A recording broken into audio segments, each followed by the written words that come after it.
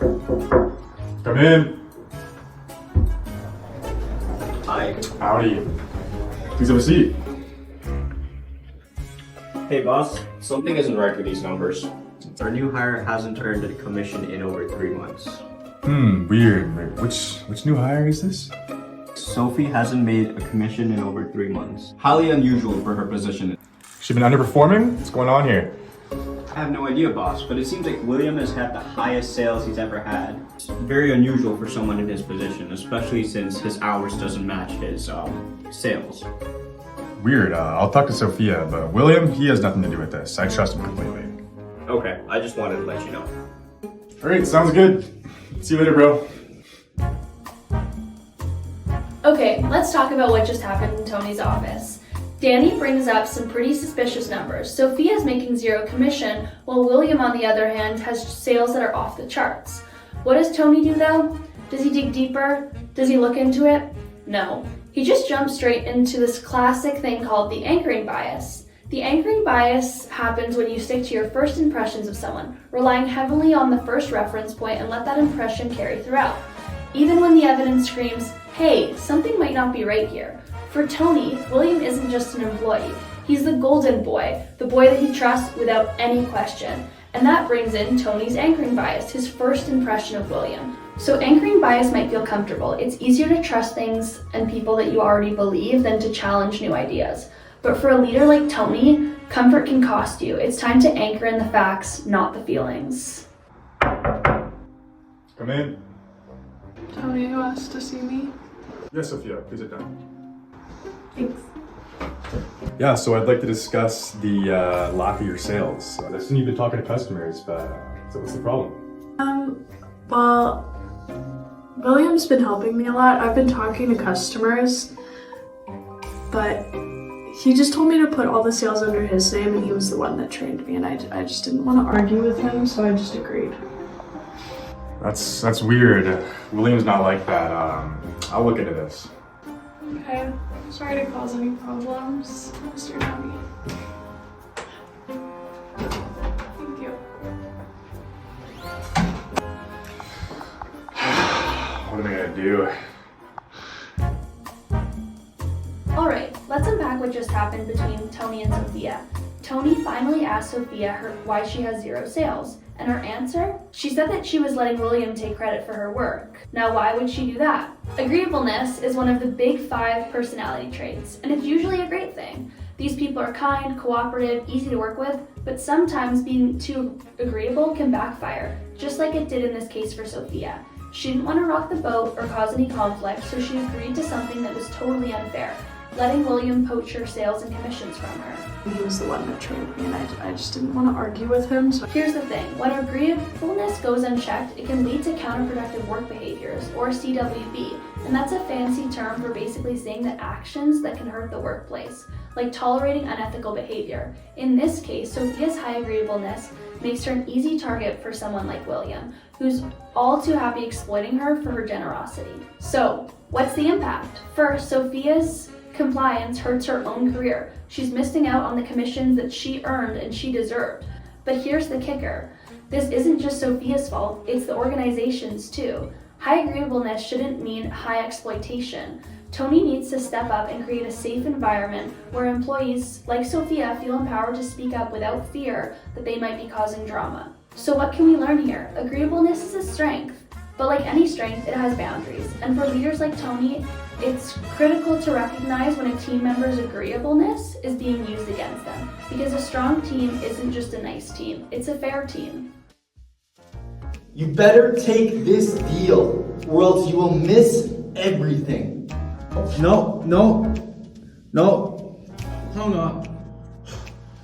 Unbelievable. Yo, Will, my boy! What's crack-a-lackin'? Brother! Tony! How's my favorite boss? Good, man, doing good. Man, yeah, nothing crazy. There's just been some word that you're poaching Sophia's sales. What? I'm sure it's a misunderstanding, though. What's she talking about, huh? Sophia's tripping. New employee. Don't listen to her. Tripping. Okay, man, just thought I'd ask. No hard feelings, though, right? Alright, I'll catch you later. Dude, don't leave me hanging. Give it, come on. I'll see you later, boss. See you later.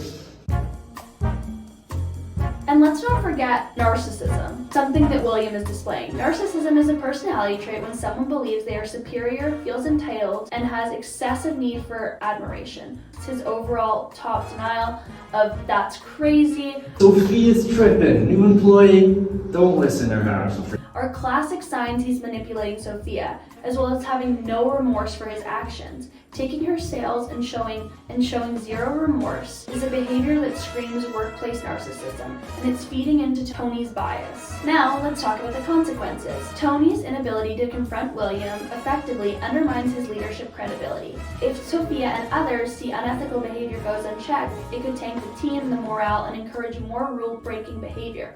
And for William, he might feel invincible, pushing the boundaries even more. Considering that he thinks that he can get away with anything, we want to stop this before he gets too far.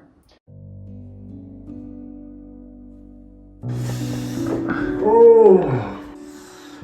Ugh.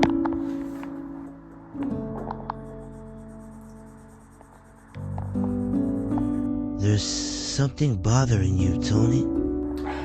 I don't know what to do, man. I'm so stressed out. See, I took William in as a co-op student, and I mentored him. He's one of the coolest guys I know. See, but I'm the manager, and his actions are unacceptable. So as a manager, I need to do something about this. I need advice. Sorry, I'm just here to document Tony. And I can't help you. Thanks anyways, man. Okay, you see, Tony mentioned William as a co-op student, and he always sees him as a superstar, one of the coolest guys he knows. That first impression has created a mental image of William as a trustworthy, competent, and untouchable employee to Tony.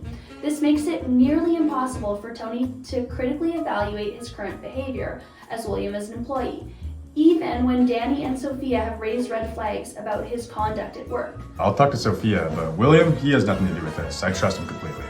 Tony just brushes them off as misunderstandings. So what's the fix?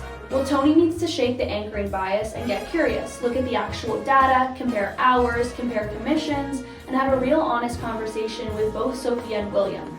Let's be real. Bringing in an outside perspective like HR could help Tony see what he's missing.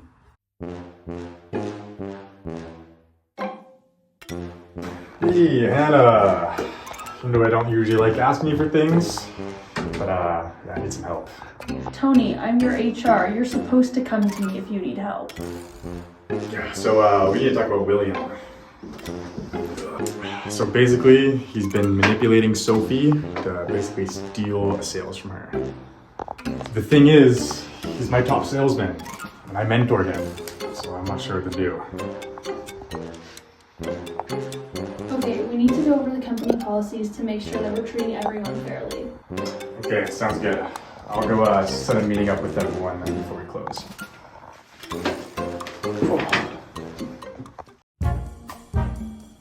So, you just saw me stepping in as HR to help Tony out in this tricky situation. But let's break it down, because what happened here is a textbook case of balancing policy with leadership accountability. When Tony came to me, he was overwhelmed by two things: William's stellar sales performance and his personal history with William. But as I explained to Tony, personal connections can overshadow the company's value or policies.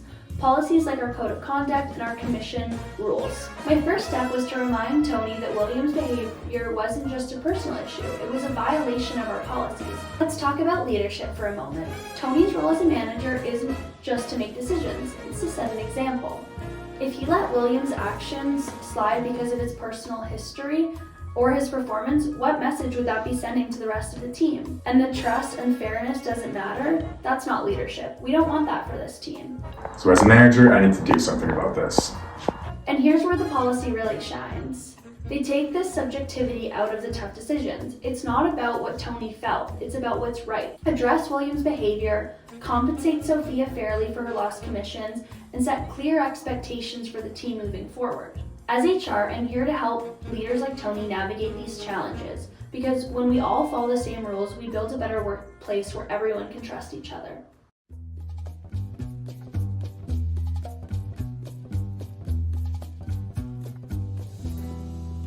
Hi. Boss? Welcome, team. Glad you guys are all here. Please take a seat.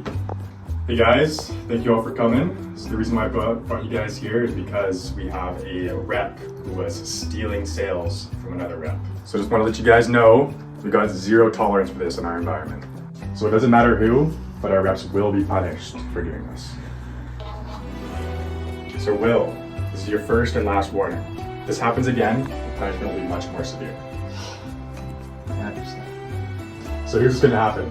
Will, you're gonna forfeit all your sales that you stole from Sophia. And then Sophia, you're gonna be compensated as well. What? Tony!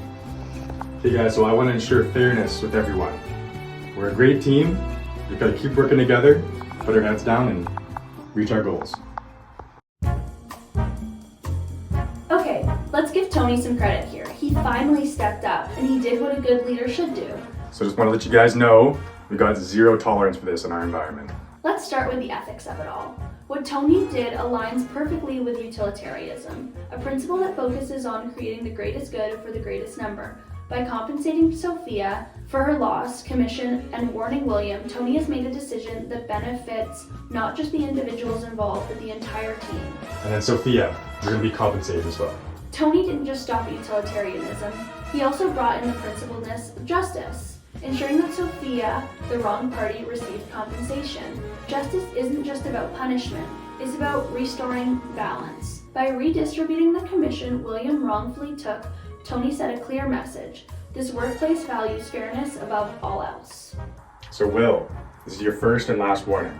Now, let's talk about leadership. When leaderships act with fairness and transparency, they create a ripple effect. The team feels valued, morale's improved, and people know that unethical behavior won't be tolerated.